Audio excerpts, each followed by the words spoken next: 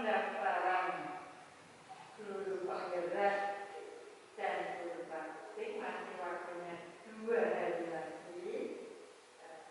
Saya minta Bapak Ibu yang masih muda dan waktunya masih panjang untuk bisa segera mendaftar supaya mengikuti jejak dari Bapak. Yang kedua, pada kali ini kita ada untuk definasi, ya, berbagi pemahaman dan pengalaman. Modul 1 berbagi pemahaman dan pengalaman. Pemahaman berarti memahami. Modul 1 sebagai guru penggerak, ini juga sebagai guru praktik apabila ada yang mendaftar guru praktik. Tapi saya kira untuk di SD Mangsa 6 tidak ada yang mendaftar sebagai guru praktik karena yang guru praktik itu usia 50 lebih. Yang 50 lebih, 30 lebih ada tinggal menunggu berapa bulan gitu ya, jadi tidak mendaftar. Bapak Ibu, memahami pentingnya menjadi guru penggerak. Kalau saya bergerak, nantinya di depan, di kemudian hari semua menjadi guru penggerak. Guru penggerak tanda kutip. Mengapa tanda kutip? Karena untuk menjadi dan tes ada tes, ya, tes mengikuti calon kepala sekolah, tes mengikuti pengawas harus dari guru penggerak. Yang kedua, menjadi guru penggerak ini yang kita menjadi yang kita dilaksanakan oleh Bapak Anak merupakan hal yang baru, hal yang mengasihkan, hal yang menyenangkan. Jangan yang menyedihkan, mengasihkan, menyenangkan, hal yang baru. Kenapa hal yang baru? Karena kita sudah mengajar bertahun, mungkin berpuluh tahun, tapi ada beberapa hal, baik itu kecil, besar atau sebagian besar, yang baru. Mungkin saat itu saya pikir sudah betul, tetapi ternyata tidak. Itu yang dipelajari Bapak Anak pada saat ini. Memahami betul-betul di modul 1.4, yaitu diseminasi yang nanti Pak Anak akan berbagi. Ya. Yang namanya berbagi itu bukan hanya berbagi makanan, tetapi ini berbagi ilmu, berbagi pengalaman, berbagi suatu ini ya, harapan-harapan dari kita untuk SD Mangunsalina. Berbagi yang baik sebagai nanti bagi Bapak Ibu guru kelas, saya mohon untuk memperhatikan apa yang diminta oleh Bapak Anak, yaitu tentang keyakinan kelas. Keyakinan itu berarti yakin. Yakin tadi mana kelas Bapak Ibu mau dibawa kemana? Bukan hanya kita saja yang mau dibawa kemana, tapi kelas mau dibawa kemana? Mau menjadi anak-anak yang sukses, pemberani, disiplin, atau merdeka belajar. Kita tidak memahami merdeka belajar itu apa manfaatnya ketika belajar, pokoknya bebas. Kalau sudah memakai kata oke, itu nanti akan menjadi hal yang kurang baik. Maka Pak Anang tetap semangat sampai nanti selesai, karena masih ada waktu sekitar 4 bulan lagi yang harus dilaksanakan. Bapak Ibu yang belum daftar, masih ada waktu 2 hari lagi untuk daftar. Seperti kata Pak Anang atau motonya, pertama apa? Tergerak, bergerak, tergerak dulu. Oh, saya ingin jadi pengajar praktik, oh saya ingin menjadi PGP dalam dulu. Penggerak, dan tergerak, terus bergerak. Bergerak apa itu? Ya, mau tidak mau kita membuka link yang sudah disediakan oleh pemerintah. Kita mengerjakan soalnya. Menggerakkan, Pak Anang itu berusaha untuk menggerakkan teman-teman. Ini Pak Anang tahap menggerakkan. Tergerak sudah, karena daftar tidak hanya 1 kali ya, lebih dari 1 kali. Tergerak itu daftar. Bergerak, sekarang menggerakkan Bapak Ibu. Saya kira itu. Nah, saya untuk pemahaman tentang diskriminasi berbagi pemahaman dan pengalaman yang dipahami, pengalaman yang dirasakan, pemahaman dan pengalaman, supaya Bapak Ibu tadi bisa bergerak dan menggerakkan. Saya kira itu. Saya kurang lebihnya dan maaf. Assalamualaikum warahmatullahi wabarakatuh.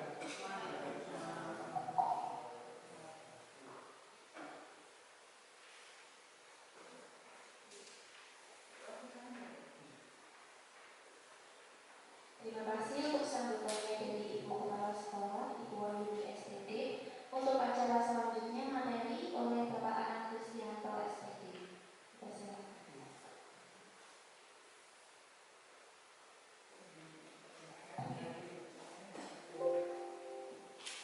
Selamat siang Bapak Ibu Guru yang kami hormati. Saya awal mau membuat kesepakatan dulu ya. Saya tidak akan memanggil Bapak Ibu Guru ya. Saya panggilnya rekan-rekan. Bagaimana? Bisa disetujui? Karena ini rekan kerja, ya, rekan sejawat dalam sekolah. Bapak Ibu yang dihormati, rekan-rekan yang kami hormati, saya di sini tidak akan istilahnya menggurui ataupun merasa pandai. Tapi di sini saya ingin mengajak rekan-rekan semuanya untuk kita belajar bersama, untuk istilahnya berbagi kemarin apa yang saya dapatkan dalam pendidikan guru penggerak ini atau diklat atau pelatihan ini akan saya bagikan dan mungkin nanti juga akan berbagi bersama-sama dengan rekan-rekan semuanya.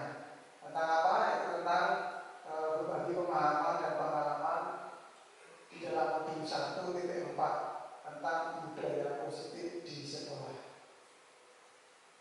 Rekan-rekan yang saya hormati, mungkin kita sudah pernah melakukan dan sering melakukan apa yang ada di sekolah kita tentang budaya positif.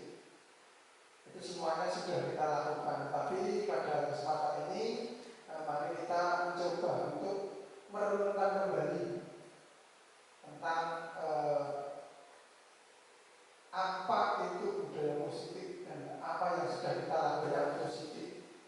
Nah, untuk sekarang mari saya mengajak Bapak Ibu semuanya untuk coba kita merenungkan, coba kita amati di lingkungan sekolah kita.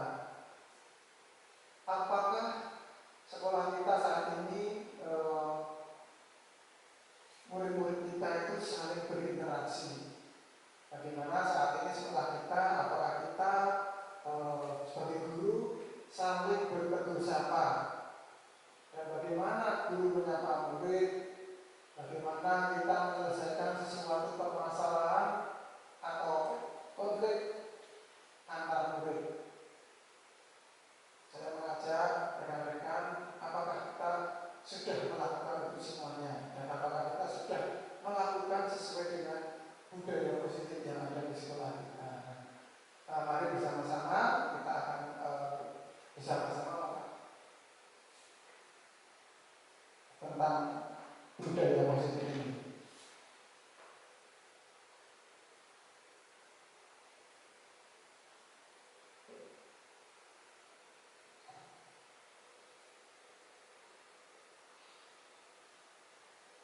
Sekarang saya juga ingin mengajak Bapak Ibu semuanya, coba mungkin nanti ada dari Bapak berpasangan ya, rekan-rekan berpasangan dengan teman yang di sampingnya atau di sebelahnya, bolehlah sekarang coba Anda ya, pasangan Anda ya, misalkan Ibu Lia dengan Bu Yuni ya, misalkan Bu Tri dengan Bu Novi, nah coba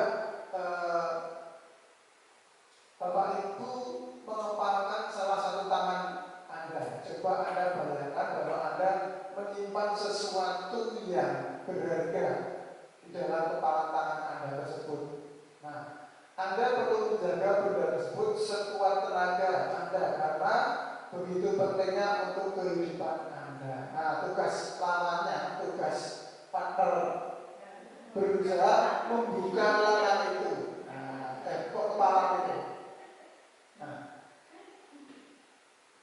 bolehlah si teman Anda itu membujuk, menghadik, memarahi, menggoda, mendidik, bahkan menawari Anda dengan uang supaya membuka kepala Anda tersebut. Coba Anda lakukan.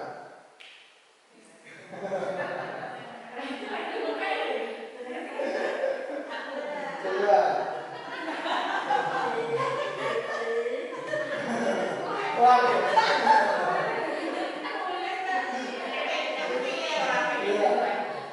Belum buka kepalanya itu, coba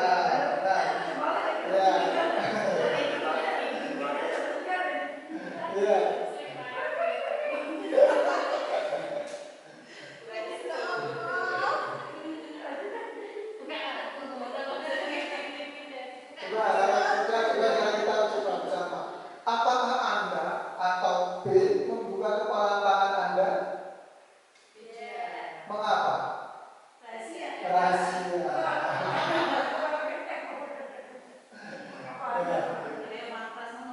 Yang kedua, apakah Anda atau B menutup kepala tangan Anda? Mengapa? Tadi yang punya tangan ini menutup. Apakah Anda menutup kepala tangan Anda? Nah, kemudian yang ketiga, dalam kegiatan ini sesungguhnya siapa yang memegang kendali, yang menutup atau menggenggam ini atau yang membuka? Siapa yang mengontrol? Iya, yang mengontrol tentu adalah yang menggenggam kita yang mengontrol dalam tadi menyimpan sesuatu yang berharga tadi. Nah, ini siapakah yang sesungguhnya memegang kontrol, yang menutup kepala tangan atau yang berusaha dengan segala cara untuk membuka kepala tangan rekannya? Tentu saja jawabannya adalah kita. Nah, ternyata berbicara dengan kontrol di dalam sekolah kita, tentulah ada beberapa miskonsepsi tentang kontrol. Ya. Di sekolah atau di kelas kita memang kitalah yang berperan atau yang mengontrol murid selama ini. Tetapi ada miskonsepsi tentang kontrol. Bahwasanya ilusi guru itu mengontrol murid. Kemudian yang kedua adalah ilusi bahwa kontrol itu sebagai penguatan positif, efektif dan bermanfaat. Dan yang ketiga adalah ilusi bahwa kritik dan berkurang merasa bersalah dapat menguatkan karakter. Dan yang keempat, ilusi bahwa orang dewasa memiliki hak untuk memaksa. Itu adalah miskonsepsi tentang kontrol. Lalu bagaimana seseorang bisa berubah dari paradigma stimulus respon pada pendekatan teori kontrol? Bahwasanya yang dikatakan Stephen ini mengatakan bahwa untuk bisa berubah, bila kita ingin membuat kemajuan perlahan sedikit demi sedikit, ubahlah sikap atau perilaku kita semuanya. Namun bila kita ingin memperbaiki cara-cara utama kita, maka kita perlu mengubah kerangka. Tujuannya adalah terwujudnya nilai-nilai kebajikan universal, dan di situ terdapat dalam profil pelajar Pancasila yaitu beriman, bertakwa kepada Tuhan Yang Maha Esa, dan berakhlak mulia. Yang kedua adalah mandiri. Yang ketiga bernalar kritis. Yang keempat berkebinaan global. Yang kelima bergotong royong dan mengenal kreatif. Inilah tujuan utama dari disiplin positif ataupun budaya positif yang ada di sekolah kita. Nah, dari disiplin positif tadi tentu ada motivasi perilaku dari diri manusia, dari diri dalam anak-anak atau murid-murid kita. Jadi dengan adanya motivasi ini kita untuk menghindari ketidaknyamanan atau hubungan. Karena motivasi ini untuk mendapatkan imbalan atau penghargaan dari orang lain dan untuk menjadi orang yang mereka inginkan dan menghargai diri sendiri dengan nilai-nilai yang mereka percayai. Ini adalah motivasi perilaku manusia. Lalu materi berikutnya yaitu adalah hukuman, konsekuensi, dan restitusi. Pada materi yang kami dapatkan itu ada materi ini. Materi ini adalah materi yang sangat membuka sekali bagi saya, membuka dalam artian pemahaman saya ataupun dalam hal pengetahuan saya tentang hukuman, tentang konsekuensi dan restitusi. Selama ini apa yang saya lakukan mungkin lebih banyak kepada hukuman. Ya. Saya seringkali menghukum anak untuk misalkan datang terlambat, saya suruh lari keliling lapangan. Saya suruh untuk menulis sampai 1 halaman. Nah, ternyata setelah saya mendapatkan pengetahuan, pemahaman dari modul 1.4 ini, ternyata saya dibukakan, pemahaman saya selama ini berarti kurang tepat. Nah, bahwasanya hukuman, konsekuensi, dan restitusi ini memiliki perbedaan, tidak sama. Lebih mengarah kepada kalau restitusi itu mengarah kepada yang lebih baik. Kalau hukuman yaitu bersifat tidak terencana atau tiba-tiba, murid tidak tahu apa yang akan terjadi dan tidak dilibatkan. Hukuman bersifat satu arah dari pihak guru yang memberikan dan murid hanya menerima suatu hukuman tanpa melalui suatu kesepakatan atau pengarahan dari pihak guru, baik sebelum atau sesudahnya. Hukuman yang diberikan berupa fisik maupun psikis, murid anak disakiti oleh suatu perbuatan atau kata-kata. Nah itu sebelum menerima materi ini memang saya sering melakukan itu. Ya. Kemudian yang kedua adalah konsekuensi.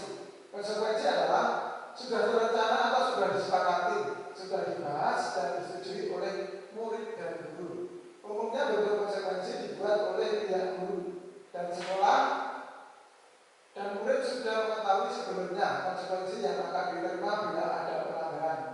Pada konsekuensi ini murid tetap dibuat tidak nyaman untuk jangka waktu pendek. Konsekuensi biasanya diberikan berdasarkan suatu data yang umumnya dapat diukur. Ini biasanya kita sering membuat konsekuensi di dalam kelas. Konsekuensinya apa? Misalkan tidak mengerjakan PR. Konsekuensinya nanti ketika pembelajaran tidak boleh mengikuti pelajaran, hanya di kelas. Itu misalkan saya yang mempraktikkan seperti itu dalam konsekuensinya. Kemudian yang ketiga adalah restitusi. Restitusi di sini adalah proses menciptakan kondisi bagi murid untuk memperbaiki kesalahan mereka, sehingga mereka bisa kembali pada kelompok mereka dengan karakter yang lebih kuat. Ini menurut dosen 2004. Kemudian restitusi juga adalah proses kolaboratif yang mengajarkan murid untuk mencari solusi untuk masalah dan membantu murid berpikir tentang orang seperti apa yang mereka inginkan dan bagaimana mereka harus memperlakukan orang lain. Nah, ini tuh berbicara tentang restitusi ini sangat menarik sekali. Saya perlu belajar yang lebih lagi, dan ini kesempatan kita bersama-sama dengan rekan-rekan semuanya. Nanti kita bisa mewujudkan restitusi ini di sekolah kita. Tapi sebelum mewujudkan restitusi ini, kita membuat keyakinan-keyakinan kelas atau kesepakatan kelas yang nantinya kita buat dan nanti bisa kita wujudkan untuk mencapai restitusi ini. Lalu Bapak Ibu pernah memberikan penghargaan. Nah, misalkan kita anak-anak kita berikan hadiah. Siapa yang bisa mengerjakan soal, saya kasih hadiah. Coba. Nah, mungkin sering ya Bapak Ibu ya. Nah, pernah ya. Nah, sama seperti saya juga pernah. Coba anak-anak yang bisa passing 10 kali nanti saya kasih hadiah. Misalkan saya kasih hadiah uang 1.000 atau berapa. Nah, sering saya melakukan seperti itu di dalam pembelajaran saya sebagai guru olahraga. Nah, ternyata saat kita berulang kali menjanjikan hadiah kepada anak-anak berperilaku tanggung jawab atau kepada siswa murid untuk mempelajari sesuatu yang baru agar melakukan pekerjaan yang berkualitas, kita sedang berasumsi mereka tidak dapat melakukannya atau mereka tidak akan memilih untuk melakukannya. Jadi kita beranggapan bahwa anak itu tidak bisa. Nanti kan coba mungkin saja anak itu melakukan kasih 10 kali, kan mungkin tidak bisa. Tapi ternyata dengan memberikan penghargaan itu ternyata kita sudah menghukum diri kita. Nah ini penghargaan menghukum mereka yang tidak mendapatkan penghargaan. Jadi teman kita yang misalkan kita kasih penghargaan adalah mereka yang juara 1, kita kasih hadiah. Lalu bagaimana? Kita tidak mengetahui perasaan teman-temannya bagaimana. Apakah teman-temannya itu juga senang atau biasa saja atau bagaimana? Nah, itu kadang dengan penghargaan kita bisa menghukum mereka yang tidak mendapatkan penghargaan.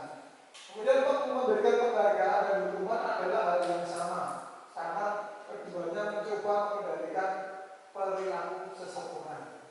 Berikutnya adalah karena orang pada dasarnya tidak suka dikendalikan dalam jangka waktu lama, penghargaan akan terlibat sebagai hukuman. Jika suatu penghargaan diharapkan, namun Anda tidak mendapatkannya, Anda akan merasa dihukum. Selanjutnya, suatu penghargaan adalah suatu benda atau peristiwa yang diinginkan, yang dibuat dengan persyaratan dan jika Anda melakukan hal ini, maka Anda akan mendapatkan penghargaan yang diinginkan. Jika saya mengharapkan suatu penghargaan dan tidak mendapatkannya, maka saya akan kecewa dan berkecil hati serta menginginkan lain kali saya tidak akan berusaha sekeras mungkin sebelumnya. Jika kita memberikan seseorang suatu penghargaan untuk melakukan sesuatu, maka kita harus terus-menerus memberikan penghargaan itu jika kita ingin orang tersebut meneruskan perilaku yang kita inginkan. Jadi sebenarnya membuka diri kita tentang penghargaan ini ya, tentang hadiah ataupun reward. Bahwasanya kita memberikan itu ternyata kita tidak memikirkan perasaan dari orang yang tidak kita berikan. Satu. Kemudian yang kedua, dengan memberikan penghargaan atau memberikan hadiah, mereka akan terbiasa memakai hadiah. Kemarin juga saya sempat kepada anak-anak, coba kamu lakukan pasif, memakai hadiah apa? Enggak mau. Ternyata saya sudah sadar, ternyata yang saya lakukan selama ini mungkin bisa saya rubah mulai dari sekarang. Berikutnya masuk materi berikutnya yaitu tentang keyakinan kelas.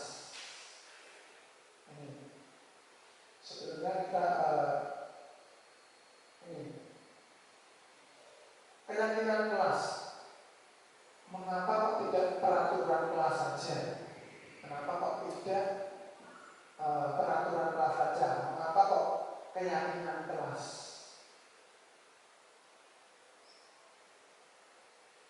Yang kedua, mengapa adanya keyakinan kelas penting untuk terbentuknya sebuah budaya positif? Yang ketiga, bagaimana mewujudkan sebuah keyakinan kelas yang efektif?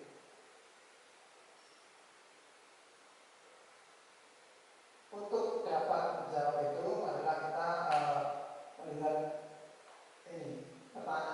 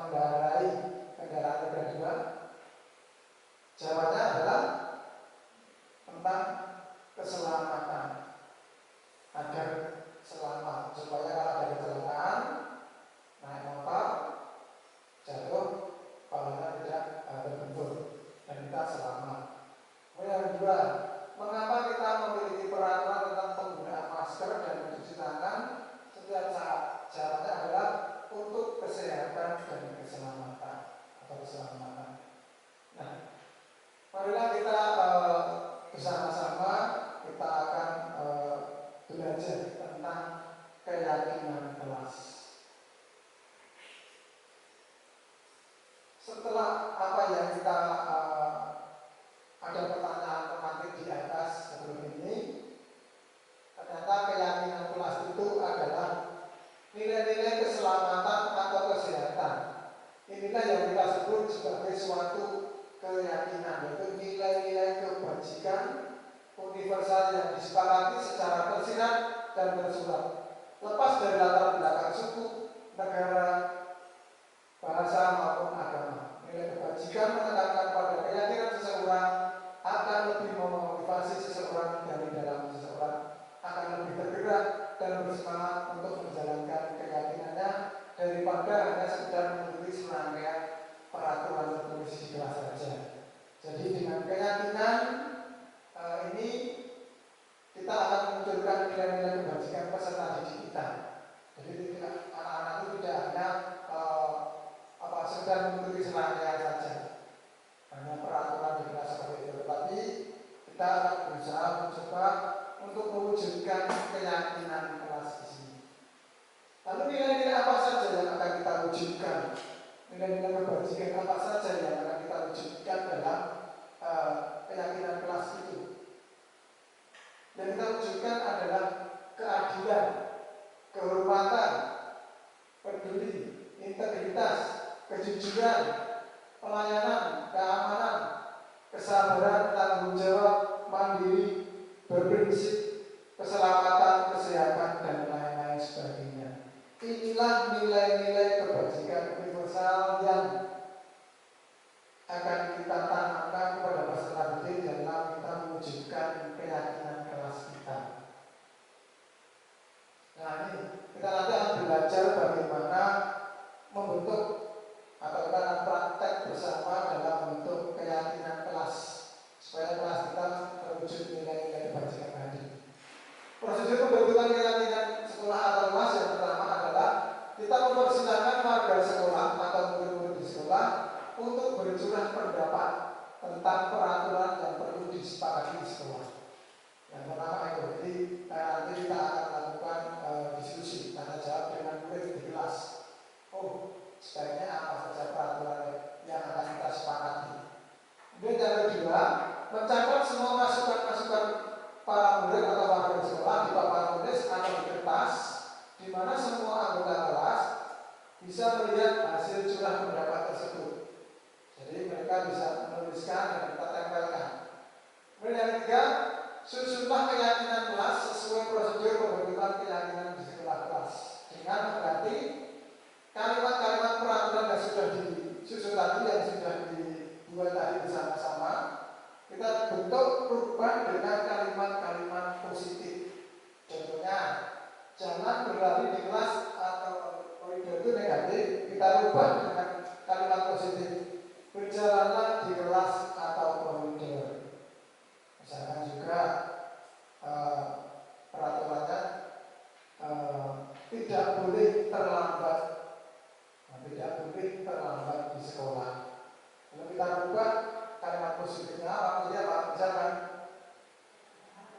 ya, datanglah lebih awal, datanglah tepat waktu. Nah, itu kita rubah menjadi kalimat-kalimat positif. Berikutnya prosedur yang keempat yaitu adalah kita meninjau kembali daftar curah pendapat itu. Mungkin masih ada yang kata-kata atau kalimat yang masih merujuk kepada peraturan, belum kepada keyakinan. Kita tinjau kembali. Misalkan di sini contoh berjalan di kelas, dengarkan guru, datanglah tepat waktu ini. Kemudian kita lupa untuk membuat keyakinan, misalkan saling menghormati atau nilai kebajikannya adalah hormat. Jadi kita cari nilai-nilainya, nilai-nilai yang akan dituju itu apa? Misalkan di sini adalah menghormati. Kemudian yang kelima, prosedur yang kelima adalah tinjau ulang keyakinan sekolah secara bersama-sama dan beberapa peraturan telah disatukan menjadi beberapa keyakinan. Maka jumlah betul penyertaan keyakinan akan berkurang dan keyakinan sekolah tidak terlalu banyak bisa berkisar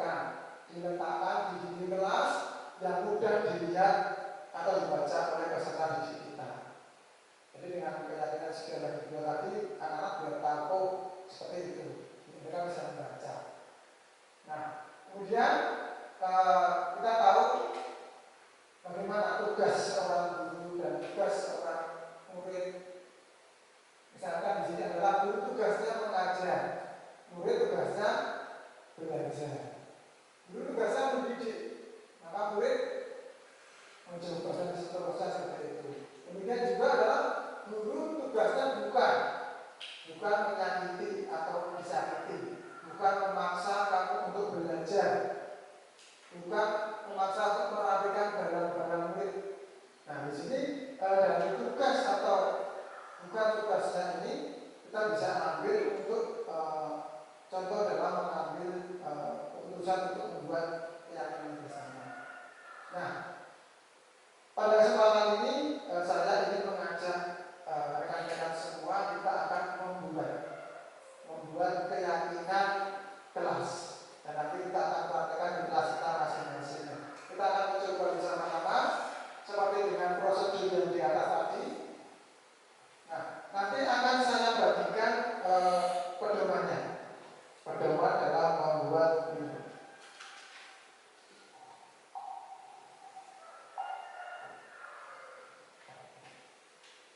Nah, nanti rekan-rekan kita akan membuat bersama-sama yang saya bagikan panduan.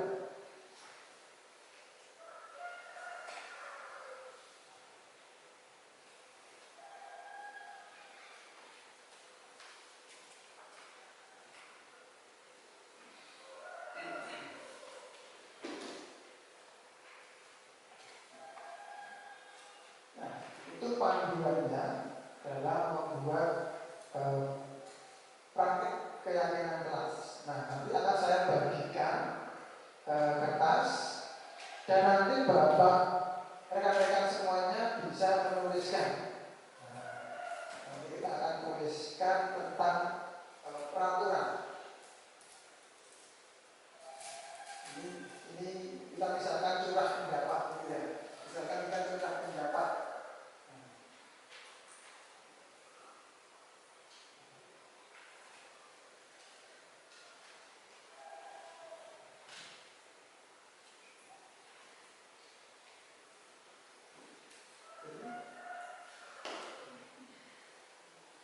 Nah, nanti kita akan tuliskan di situ, nanti Bapak rekan-rekan bisa menempelkan di sini.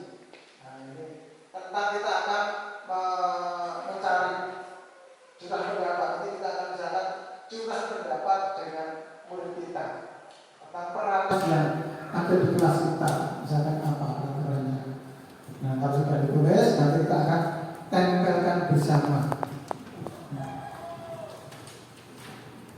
Ingat peraturan kelas kita masing-masing apa. Misalkan contohnya tidak boleh datang terlambat. Nanti misalkan apalagi kita buat bersama-sama.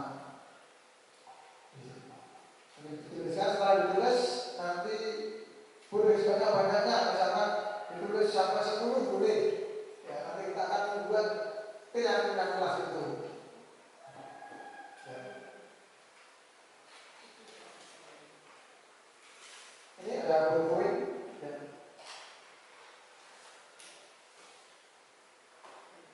Ada poin bisa. Ya. Coba kita ingat kembali tentang peraturan yang kita ada di kelas kita masing-masing. Kita tuliskan. Kurang.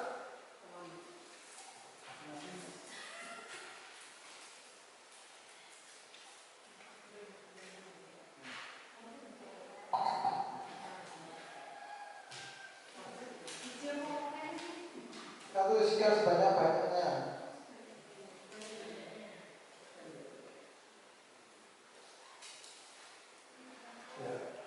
Peraturan kelas ya.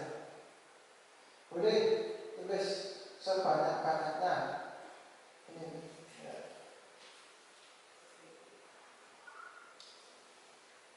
Dan nanti kita akan tempelkan di sini. Nanti kita akan menulis terus Bapak Ibu. Dan kita mencoba bagaimana nanti kita akan membentuk keyakinan, membuat keyakinan kelas kita masing-masing. Ya.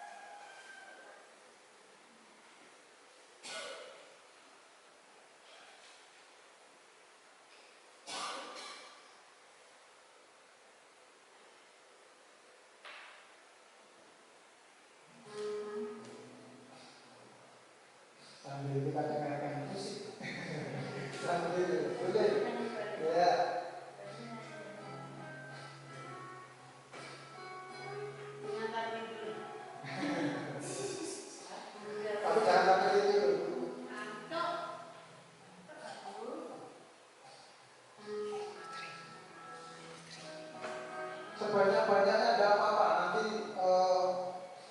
kita lihat bersama-sama. Coba. Ya. Ya.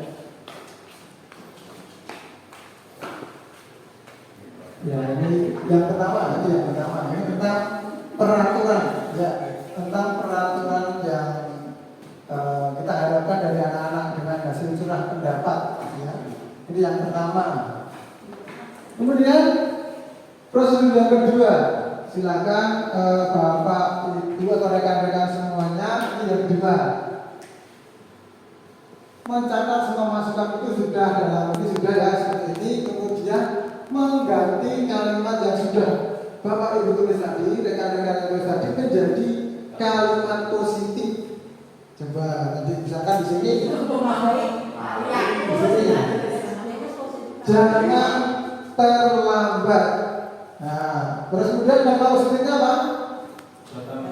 Datang tepat waktu. Ya, misalkan juga di sini adalah tidak boleh keluar kelas tanpa izin. Ditulis lagi gitu Pak? Iya, nanti dicoba ditulis lagi ya teman-teman. Bisa mencatatkan atau membuat kata-kata positif yang diingat-ingat saja. Ya, yang tadi dituliskan seingatnya ada. Kita harapkan dari keyakinan atau dari kalimat positif yang sudah Bapak Ibu buat, lalu kita akan melihat seperti apa keyakinan nanti yang akan kita bentuk bareng-bareng.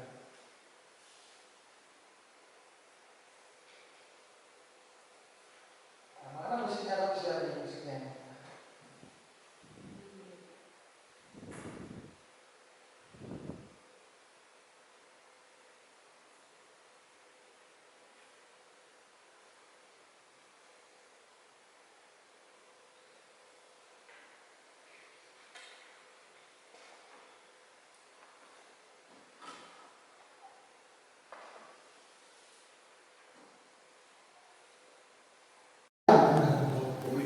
Ya, jadi nilai yang diharapkan sudah di sini sudah ada dituliskan, kemudian kalimat positif apa ini saya bacakan misalkan ya.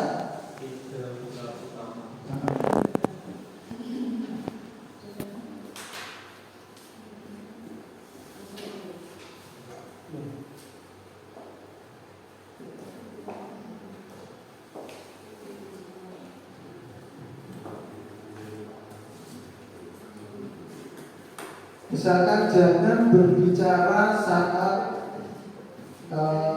positifnya adalah apa di sini?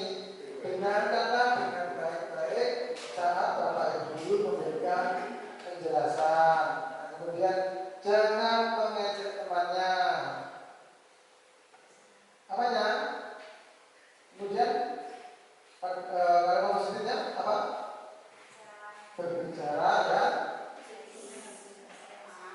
Yang sopan. Nah, dari kalimat positif ini kita akan mewujudkan atau menginginkan terciptanya nilai-nilai kebajikan.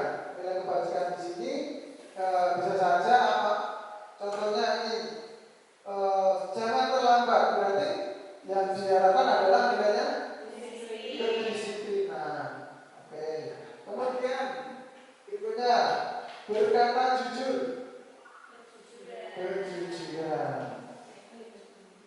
Nah, kemudian di sini adalah menjaga perkataan. Apa? Menjaga perkataan. Sopan santun. Ya. Kemudian mendengarkan guru saat pelajaran. Nilai apa yang kita harapkan? Menghormati, ya, menghormati. Kemudian menjaga kerukunan. Ini yang kita harapkan adalah iya. Berikutnya adalah membuang sampah pada tempatnya. Nah, ini apa yang kita harapkan? Kebersihan.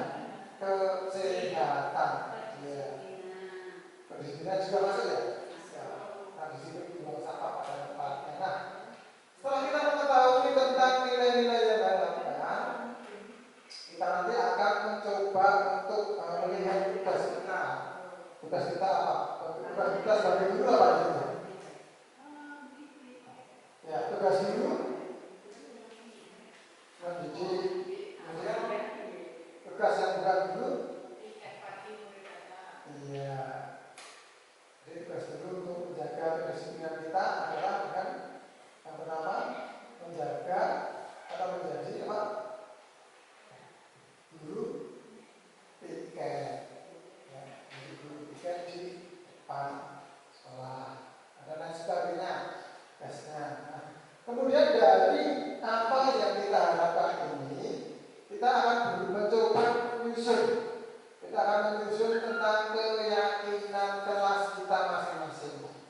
Ya, sekarang Bapak Ibu bisa menuliskan kesepakatan keyakinan apa yang nanti ini dituliskan di sini, boleh nanti ditambahkan lagi kalau kurang. Keyakinan kelas yang akan kita tulis bersama-sama. Ini kesepakatan kita bersama ya ini ya. Jadi keyakinan kelas ini kita buat bersama-sama dengan murid dan kita ini akan meninjau peraturan kelas yang disatukan menjadi beberapa keyakinan. Jadi setelah banyak ini Bapak Ibu, setelah banyak dari peraturan yang kita tuliskan ini dan nilai-nilai positif dan nilai-nilai yang kita harapkan, kita akan buat keyakinan kelas menjadi 3 saja.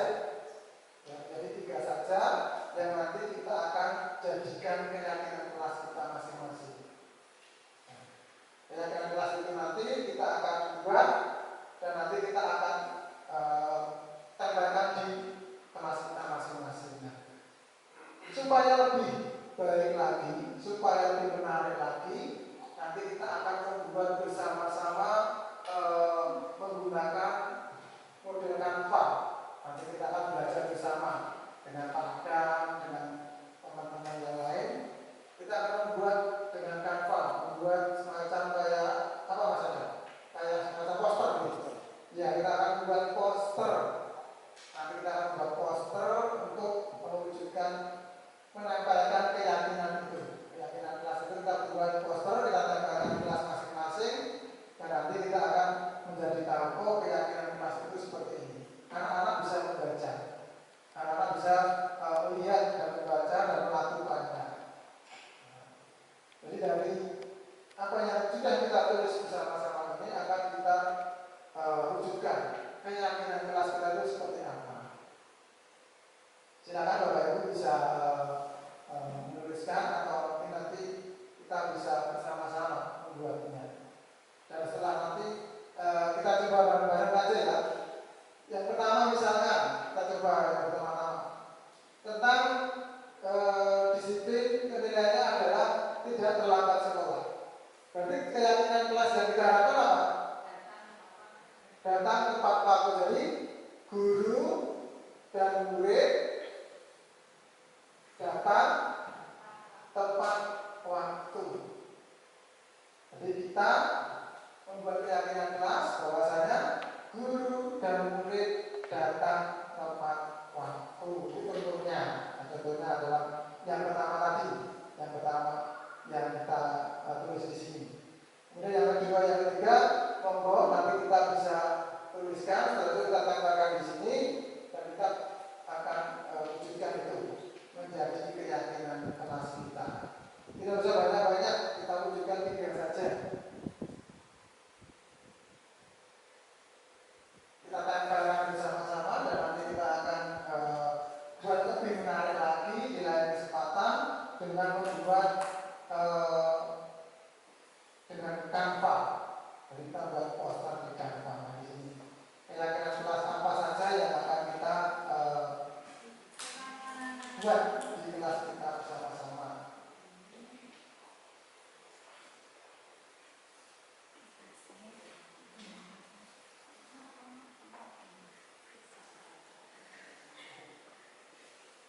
Ya, terima kasih. Rekan-rekan semuanya sudah membuat, jadi saya bacakan ya keyakinan kelas kita bersama-sama ya.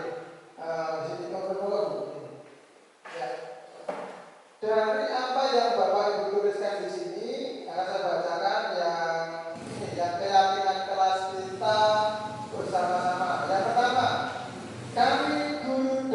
siswa saling menghormati dan menyayangi. Setuju? Setuju. Yang nomor 2, kami guru dan siswa menjunjung tinggi kejujuran. Setuju? Setuju. Nah, ini seperti yang nilai-nilai yang kita harapkan, kejujuran. Yang ketiga, kami guru dan siswa yang disiplin, bertanggung jawab dan menjaga kebersihan lingkungan. Setuju ya? Setuju. Cocok, saya juga setuju sekali di sini apa yang sudah kita buat. Nah, di sini ada beberapa contoh, Bapak Ibu. Ada contoh juga tentang keyakinan yang sudah dibuat. Nah ini adalah contoh keyakinan kelas yang sudah dibuat dalam kelas 1. Ini setiap anggota kelas perlu belajar. Ini adalah keyakinan yang sudah dibuat kelas 1 ini. Kemudian yang kedua, setiap anggota kelas perlu senang. Anak-anak perlu senang. Yang ketiga, setiap anggota kelas perlu melakukan tugas. Nah, ini yang kelas 1, yang kelas 5. Keyakinan kelas yang dibuat di kelas 5 ini adalah selalu bersikap positif, senantiasa menjaga diri terbaik, percaya dan menghormati orang lain serta barang miliknya, berkomitmen terhadap setiap tugas, senantiasa membantu. Nah, di sini contoh-contoh keyakinan kelas tersebut. Apakah keyakinan kelas yang sudah dibuat Bapak Ibu rekan-rekan semuanya sudah hampir seperti ini? Malah lebih bagus ya, kalau saya lihat malah lebih bagus yang sudah dibuat rekan-rekan semuanya ya. Jadi nanti kita akan buat ini, kita akan buat apa yang sudah Bapak Ibu buat tadi, kita akan buat melalui poster.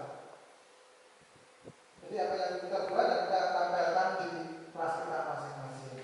Saya kira sangat bagus sekali apa yang sudah dibuat teman-teman semuanya dalam membentuk keyakinan kelas. Kita beri terus bersama-sama kita semuanya. Kelihatan luar biasa ya, Bapak Ibu semuanya. Berikutnya adalah ini, kebutuhan dasar manusia. Ternyata di dalam kelas peserta didik kita itu ternyata mereka memiliki kebutuhan dasar manusia, yaitu adalah yang pertama adalah kebutuhan dasar bertahan hidup, kasih sayang dan merasa diterima, kemudian kebebasan, kesenangan dan penguasaan. Ini adalah kebutuhan dasar setiap manusia. Ternyata orang, tempat, benda, nilai-nilai kepercayaan orang penting bagi Anda termasuk di sana untuk masuk ke dunia berkualitas. Syaratnya sesuatu itu harus terasa sangat baik bagi Anda dan memenuhi setidaknya satu atau lebih kebutuhan dasar. Jadi gambaran dunia berkualitas ini adalah sempurna buat Anda, tapi sayangnya Anda tidak bisa tinggal di sana. Jadi murid kita itu punya gambaran dunia berkualitas di sana. Tentunya sebagai guru kita ingin mereka memasukkan hal-hal yang bermakna dengan nilai-nilai kebajikan yang hakiki ke dalam dunia mereka. Jadi kita sebagai pendidik, kita sepatutnya membangun interaksi yang memberdayakan dan memerdekakan murid. Maka murid akan meletakkan dirinya sendiri sebagai individu yang positif dalam dunia berkualitas karena mereka menghargai nilai-nilai kebajikan. Ini adalah tugas kita sebagai seorang guru pada peserta didik dalam dunia yang berkualitas.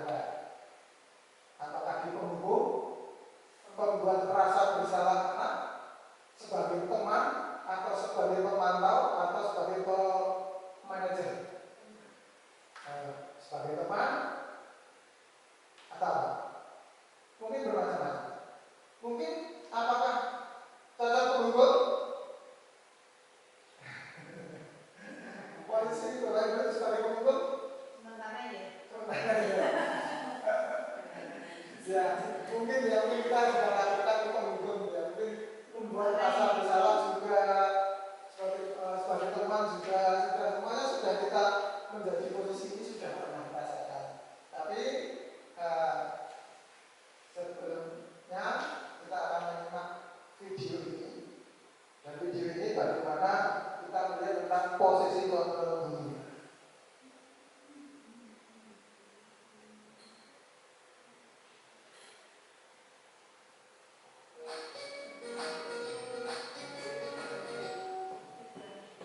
Salam bahagia Ibu dan Bapak Guru hebat. Dalam penerapan disiplin positif restitusi, salah satu program yang dikembangkan adalah 5 posisi kontrol. 5 posisi kontrol dalam restitusi adalah proses perjalanan seorang pendidik agar dapat mengenali dirinya. Pada video kali ini, kita akan membahas tentang 5 posisi kontrol yang dikembangkan oleh Diane Dawson dan contoh penerapannya. Tentang contoh-contoh posisi kontrol. 5 posisi kontrol itu adalah 1. Posisi penghukum, 2. Posisi pembuat rasa bersalah, 3. Posisi teman, 4. Posisi pemantau atau monitor, dan 5. Posisi manajer. Untuk lebih memahami kelima posisi tersebut, mari kita saksikan kasus kemarin yang terlambat hadir 20 menit di sekolah dan melihat bagaimana kelima posisi kontrol dalam menghadapi masalah tersebut.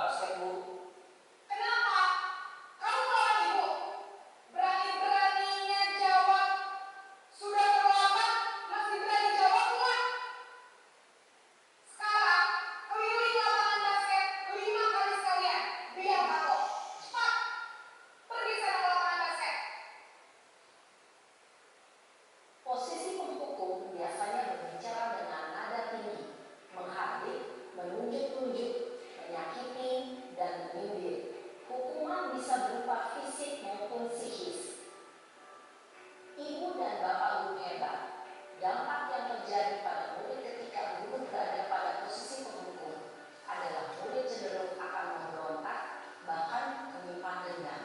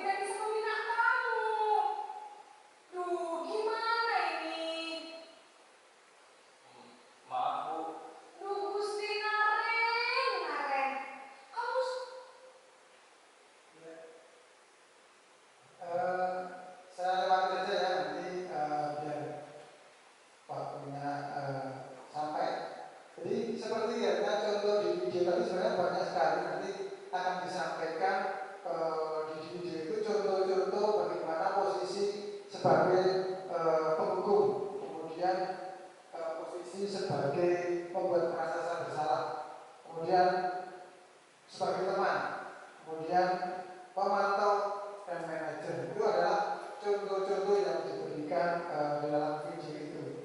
Tapi biar waktunya nanti kita akan lihat dalam video ini secara utuh nanti setelah kegiatan ini. Ini adalah berikutnya adalah yang dapat saya sampaikan dari posisi itu. Yang pertama adalah pemukul.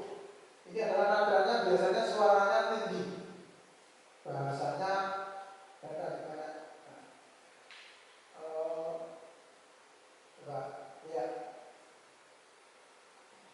pemukul seperti itu. Saya baca yang baik. Kemudian membuat merasa bersalah. Nada suara pelas, halus, sedih, bahasa tubuh merapat pada anak lesu. Kemudian teman, ada suara ramah, akrab dan bercanda. Ini biasanya kita sudah memposisikan ini posisi sebagai teman. Ya. Berikutnya adalah pemantau. Nada suara datar, bahasa tubuh yang lemah. Kemudian memahami konsekuensi yang harus dijalankan. Kemudian yang terakhir adalah manajer. Nada suara tulus, bahasa tubuh tidak kaku, mendekat ke murid. Murid diajak untuk menganalisis kebutuhan dirinya maupun kebutuhan orang lain. Di sini penekanan bukan pada kemampuan berbuat konsekuensi, namun dapat berkolaborasi dengan murid bagaimana memperbaiki kesalahan yang ada. Nah, pertanyaan terakhir, bagaimana posisi kita selama ini? Dan apa yang harus kita lakukan, yang kita harapkan ke depannya? Nah, pastilah kita menginginkan menjadi ya posisinya nomor 1, nomor 2, nomor 3, atau yang nomor 5 manajer. Iya. Pastinya lah kita ingin supaya kita menjadi memiliki posisi kontrol dan manajer. Jadi kita dalam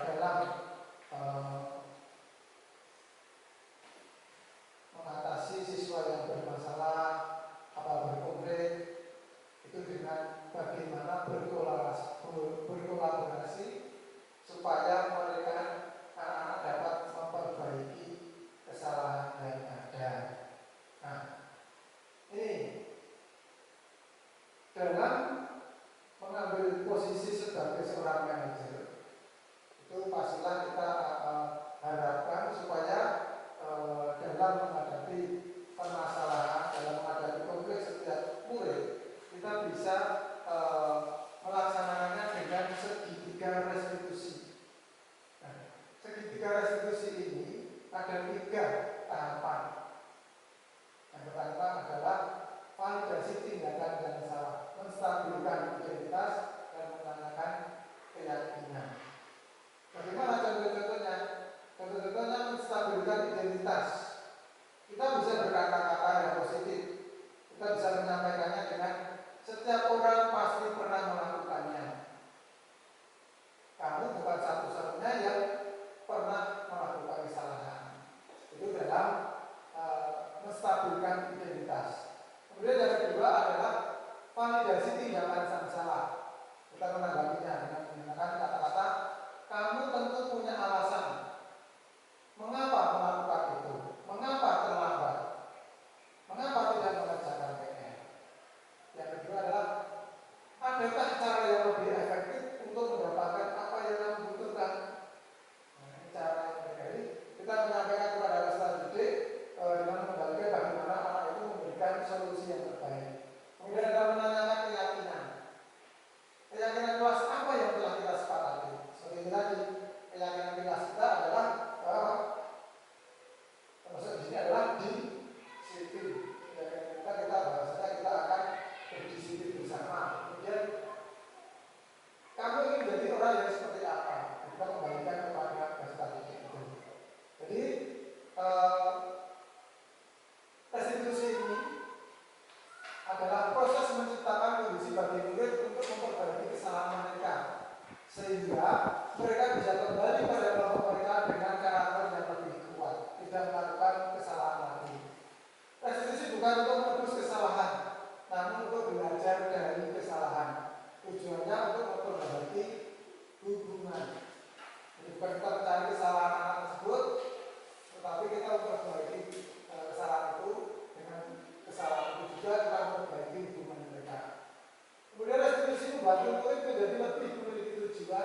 isi dulu positif dan memulihkan dirinya setelah berbuat salah. Ini nanti yang pertama.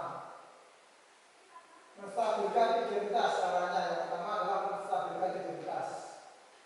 Nah, ini dengan kata-kata berbuat salah itu tidak apa-apa. Kemudian apakah kamu sedang menjadi teman yang baik untuk diri sendiri dan seterusnya. Kemudian yang kedua adalah dengan menstabilkan diri. Yang kedua berikutnya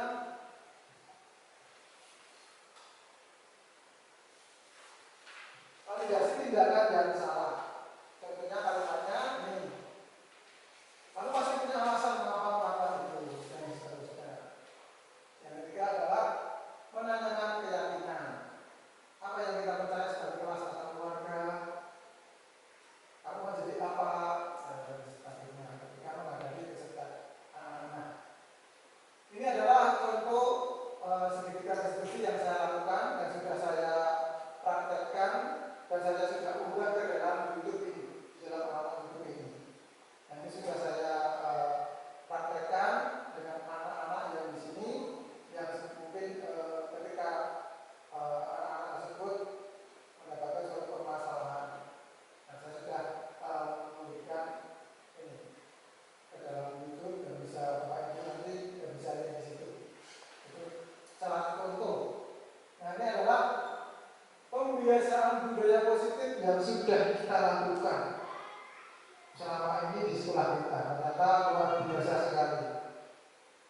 Ya, di SD kita sudah melakukan banyak sekali pembiasaan-pembiasaan positif yang sudah kita lakukan. Ini hanya sebagian. Mungkin masih banyak yang belum saya tampilkan di sini. Kemarin saya ambil dari Bapak Ibu semua, rekan-rekan semua di foto-foto yang sudah kita lakukan bersama. Di situ antara lain adalah gemas makan sayuran dengan sarapan setiap hari Sabtu. Kemudian adalah Selasa rohani itu dengan yang pertama pembacaan apa Bu? Asmaul Husna. Kemudian Surat pendek. iya, surat pendek. Kemudian ada lagi dari yang beragama Nasrani untuk melakukan pemahaman Alkitab. Kemudian yang ketiga adalah Jumat Sehat. Jumat Sehat di sini kita bisa senam bersama, kegiatan bersama, juga dengan salam bersama, salim, ya, salim. Ini setiap masuk kelas kita kan saling bersama ya Bapak Ibu ya. Kita setiap pembiasaan bagi mereka dengan saling kepada Bapak Ibu guru ketika akan masuk kelas. Itu sudah kita lakukan bersama-sama. Itu adalah budaya positif yang luar biasa yang sudah kita lakukan. Kemudian budaya positif kemarin dengan mendatangkan Bapak Polisi tentang bagaimana bullying itu dan bagaimana cara mengatasinya. Sungguh luar biasa. Kita sudah bersama Bu Kepala Sekolah sudah bisa. Kemudian kita berkunjung ke tempat sampah, tempat pembuangan akhir sampah, dan kita mengetahui anak-anak bagaimana ternyata sampah di Jalan Tiga itu sampai di tempat akhir itu seperti itu, dan bagaimana pengelolaannya. Jadi ini adalah beberapa contoh pembiasaan budaya positif yang ada di sekolah kita. Nah, sebelum kita akhiri kita punya ini ice breaking dulu. Setelah Bapak Ibu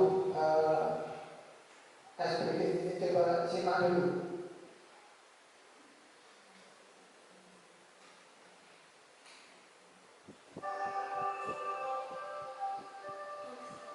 Ya. Apakah tepat nanti? Seperti kita akhiri biar tidak ada yang kita baca warnanya. Warnanya.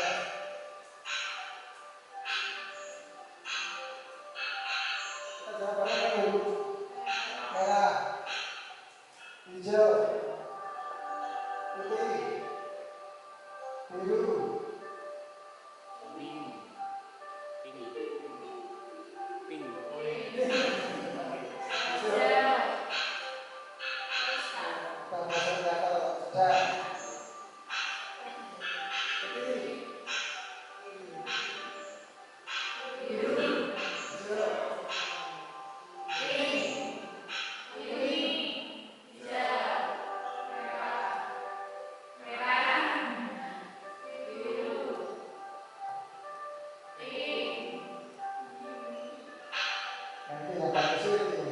berbeda, masih berkonsentrasi.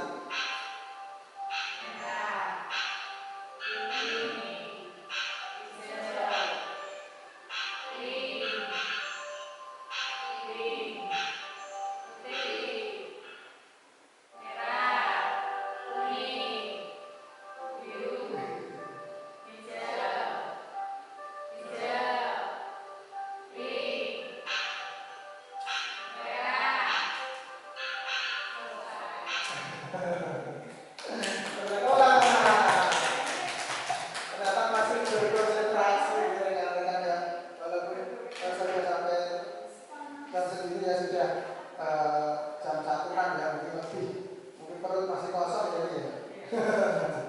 Ternyata masih berkonsentrasi. Nah, sebelum saya akhiri Bapak Ibu rekan-rekan semuanya, marilah kita memulai perubahan dengan komitmen yang kita jaga bersama-sama, dengan keyakinan kita bersama-sama, dengan komitmen kita bersama-sama, kita akan bisa melakukan perubahan. Dan perubahan ini tidak hanya semata-mata langsung berubah, tetapi kita butuh yang namanya kolaborasi, butuh dukungan bersama-sama dengan rekan garis yang sama-sama itu bisa menjadi tebal dan mereka bisa menjadi anak-anak yang merdeka, bisa mewujudkan merdeka belajar. Terima kasih Bapak Ibu. Saya kira saya akhiri pada kegiatan visualisasi ini, berbagi baik dalam kesempatan ini. Saya mengucapkan terima kasih sekali kepada Ibu Kepala Sekolah yang sudah memfasilitasi kami memberikan berbagi baik ini kepada rekan-rekan semuanya dan kepada rekan-rekan yang sudah mendukung dan kerjasamanya dalam kami melakukan pendidikan guru penggerak di angkatan 9 ini. Semoga Bapak Ibu juga nanti tertular untuk mendaftar dan menjadi ini